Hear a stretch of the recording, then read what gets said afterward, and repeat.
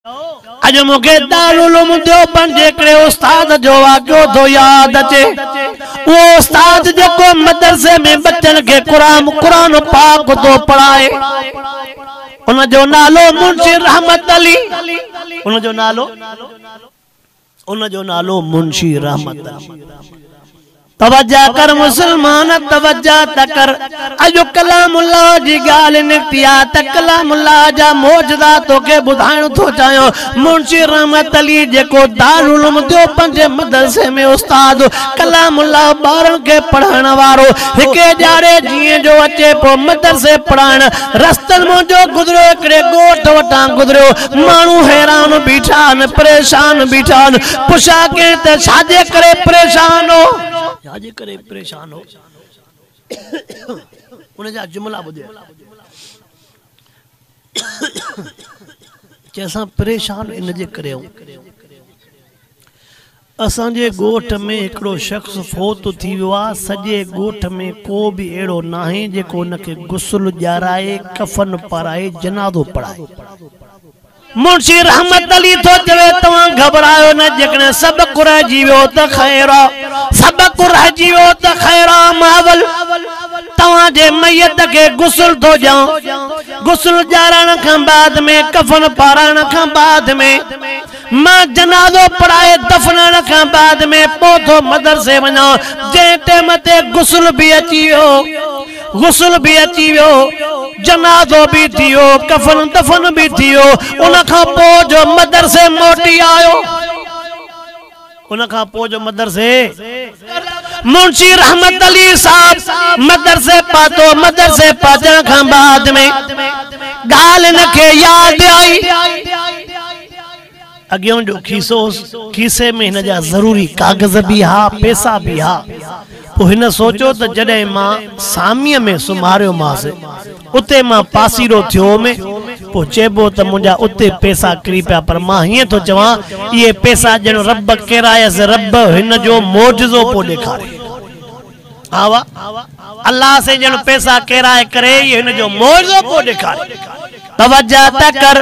मुंशी रहमत अली साहब उन जे मरहूम जे पुटन दे आयो, मुसा मेहरबानी त कयो, मां तवां सां मदद कई। मुंजा जरूरी कागजात कब्र में किरी पियान। जंहिं टाइम ते उन जा मिट माइट आया, यार तूं असां सां मेहरबानी कई, कब्र खोटींदा विया। जीअं जो सामीअ जे मथों जो पता नज़र के सभई पैसा भी पयान, कागज भी पयान।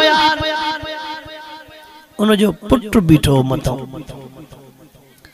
पो जेरे त पुटन के पी मां जो कदर न होंदो न, पर पो खबर पवंदी आ जडे उन जी शफकत हली वने, हथ हलियो वने न, पो खबर पवंदी आ। पियो जेरो होंदो न, पो पी मां सा नखरा कंदो आ त खाराए त बटालू ऐं बसर तो न, बियो छा तो खाराए। जडे पांजे पैसन सा बटालू ऐं बसर वतई न, पो खबर पवंदी त अबो शाह हां नखरा कंदो आ न। अब्बे सा नखरा कंदो आ त हे रंग नथो वणे, हे रंग नथो वणे। अल्लाह जे ज़ात जो कसम आ, नखरा कंदड़न के चतिन वारा लटा ॾिठा। हां अल्लाह जाने तो जेकरे मैं न पासे दे वञा, अब्बे सा बूटन ते नखरा करण वारा, सैंडलन ते नखरा करण वारा, लटन जे रंग ते नखरा करण वारा, टोपन ते नखरा करण वारा, अजरकन ते नखरा करण वारा। अब्बे खां बाद में उन्होंने के पुरान लटा पाईंदे ॾिठो आ। पोइ चवंदा थी ईद जो ॾियारो आहे, 5 मिंट ईद पढ़ण वियासीं, भला जेकॾहिं मेरा लटा धोए पाई वियासीं त छा थींदो। हा पोइ पतो पवंदे जॾहिं इहो यारो हलियो वई, जंहिंसां अंगल कंदो आहे, जंहिंसां नखरा कंदो आहे। अल्लाहु अकबर। मथों पुट बीठो आ, पुट जुमला केड़ा तो चवे, पुट तो चवे साईं हिकड़ी मेहरबानी त कयो। चे केड़ी मेहरबानी कयो? चे अब्बे जी कब्र खुलिया, थोड़ो सिर परे कयो। अब्बे जी कब्र खुलिया, थोड़ी सिर परे कयो। मां पंहिंजे अब्बे जो दीदार कयां। अल्लाह से कलामुल्लाह जो मौजज़ो भी देखाणो पहुंचाए। जिए जो मुंशी साहब सिरा जो परे क्यों, सुभान अल्लाह। वाह जो कब्र में खुशबू हुई, सजी कब्र गुलाब जे गुलन सा भरल हुई। सजी कबर गुलाब जे गुलन सां भरल एडी तजीब किस्म जी खुशबू हर को मानू हैरान थियो। मुंशी साहब पुट को पोशा करे तुझो अबो कुरान पाक जो हाफिज हो चे हाफिज भी कौन, तुझो अबो कुरान पाक जो आलिम हो चे आलिम भी कौन हो, तुझो अबो हाजी हो चे हाजी भी कौन हो। चे हाफिज भी न हो चे ना हाफिज भी न हो, चे आलम भी न हो चे ना आलम भी न हो, हाजी साहब चे हाजी साहब भी न हो। चेपो जने हाफिज भी न हो आलिम भी न हो हाजी साहब भी न हो, बुधा त भला तुझे अब्बे सां लाया मेहरबानी कीअं कया। चेमा अम्मा को पुछा करे अम्मा ने वियो अम्मा बुधा त सही मुंहिंजो अब्बो छा कंदो हो। चे पुट ख़ैर त आहे। चे मां अब्बे जी क़बर हीअं हिन सबब जे करे खुली आहे, अब्बे जी क़बर सॼी गुलाब जे गुलनि सां भरी पई आहे, चेहरो चमकेस थो पियो, एॾी त ख़ुशबू आहे जो सभु असां हैरान। अम्मा थी चवे अम्मा जुमला केड़ा थी चवे पुट तुझे अब्बे जो हे अमल हुयो रोज सुबह जे टाइम ते रोज सुबह जे टाइम ते तुझो अब्बो कुरान पढ़ल त न हो, वुजू करे कुरान पाक को खोले करे मुडे तवज्जो कर, वुजू करे कुरान पाक को खोले करे हिया मुड़ घुमाइंदो रब हे भी सच चयो थी हे भी सच चयो थी हे भी सच चयो थी, हिक हिक करते आंगुर घुमाइंदो बाटे वरक ये खोलिंदो फकत ज़बान फकत आंगुर सा हथरो घुमाए अल्लाह उन जे मता एडो राजी थियो। फकत आंगुर पे घुमाए रब हे भी सच चयो थी हे भी सच चयो थी, पढ़ियल भी न हो इन अकीदे जे करे भी। अल्लाह अकबर मुडे करे दोस्तन मुडे करो दोस्तन वीडियो मोकलो बुधो मुसलमानो कलामुल्लाह जा मौजूदा करामतों दो बुधाइणो चाया। ये मिटे मोहम्मद जो मौजो आ ना का मामूली गाल ना है। वो वीडियो कलामुल्लाह जे हाफिज सगोरे जो 22 सालन जो हाफिज सगोरो जडे जो न जी कब्र खुली कदे कदे खोलंदी आ पासे में कब्र खोट भी आता खुद जडे जो पासे में कब्र खोटण का बाद में उन हाफिज साहब जी कब्र खुली सुभान अल्लाह ये कफन सलामत आ जय हाफिज के 10-12 साल वफात कंदे थिया जी जो कफन ते नजर पई कफन में खुशबू अन्ना जो कफन पड़े क्यों टां निकरी वई उन जे गोठ जो हाफिज हो चेहरो चोॾीअ जे चंड वांगुरु चिमकेस पो एडी खुशबू पो हर को उन जे चेहरे के हथ हणी वरी पंजे लटन के पो हणे हर को उन जे चेहरे के हथ हणी पंजे चेहरे ते हणे पो छो दुनिया वारे अत्र जी खुशबू खत्म थींदी पर हिन दिलबर जी खुशबू खत्म न थींदी। ज़मीं मेली नहीं होती ज़मन मेला नहीं होता, मोहम्मद के गुलामों का कफन मेला नहीं होता।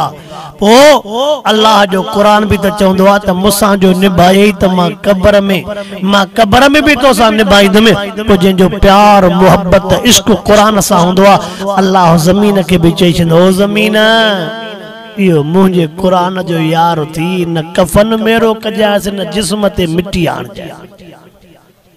ओ बाबा सही ओ वडड़ा मां अर्ज तो कया पांजे बच्चन के कलामुल्लाह पढ़ायो पांजे बच्चन के कलामुल्लाह पढ़ायो हे जुमलो मां चोंदो रहंदो आ जने तमा वफात भी करे विंदो नमाज में तमा जा बच्चा अल्लाह के इलाज कंदा रब नगफिरली वल वालिदैया ओ असां जा अल्लाह असां जे अब्बे अम्मा जी पारत थी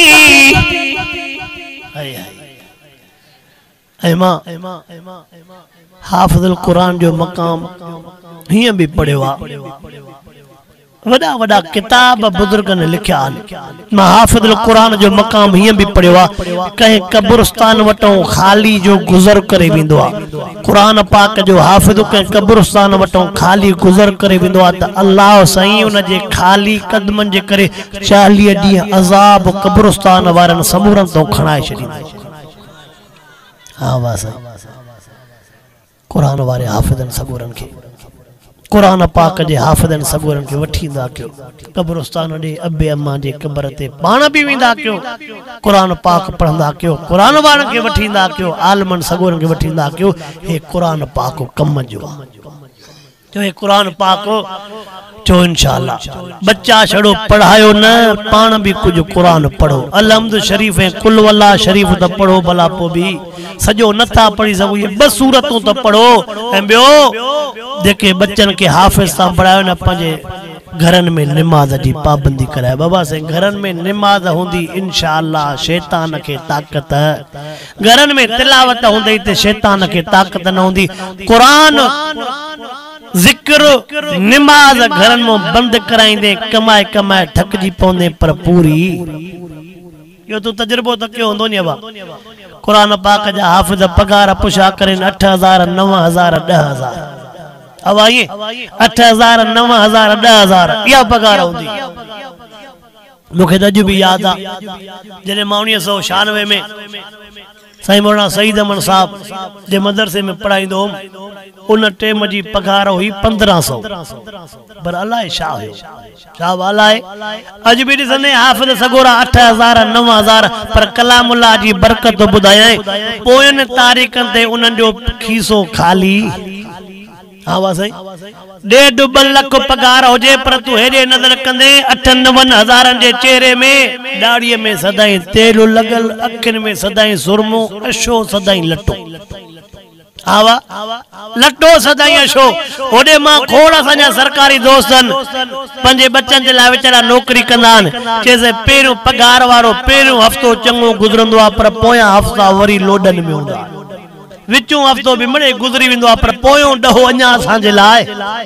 मुसलमानो बच्चन के कुरान भी पढ़ायो पर कुरान वारन जो कदर भी कयो हाफ़िज़न जो कदर भी कयो अब हाफ़िज़न जो कदर भी कयो भला जे करे ॿियो अलाए केॾो असांजो ख़र्चो थींदो आ जिने मेहनत करे तव्हांजे बच्चन के कुरान पाक पढ़ायो जेकॾहिं पंहिंजे वॾनि जे नियत उनखे वॻो वठी ॾिनो आहे उनखे रुमाल चौपल वठी ॾिनो आहे उनखे पंहिंजे दिलि जे ख़ुशीअ सां हार पारायव उनखे पंहिंजे लिहाज़ सां का मदद कयव सच ॿुधायो बच्चे जो उस्ताद राज़ी थींदो त अल्लाह राज़ी न थींदो इन उस्ताद जी निस्बत उस्ताद मोहम्मद रसूलुल्लाह हाँ इन उस्ताद जी निस्बत उस्ताद मोहम्मद रसूलुल्लाह वो उन निस्बत के निहारे करे कुरान वारन सा लेखो न कंदे अल्लाह तुझे रिज़्क़ रोज़ी में बरकत नसीब फरमाइंदो अल्लाह जेको कुछ मुखों चवरायो प्रोग्राम हलंदो पियो अल्लाह से जेको कुछ मुखों चवरायो मुखे बि अमल जी तौफीक अता फरमाए अवां जेको कुछ बुधो रब से अवां के बि अमल करण जी तौफीक अता फरमाए व आखिर दावाना अनिल हम्दुलिल्लाह।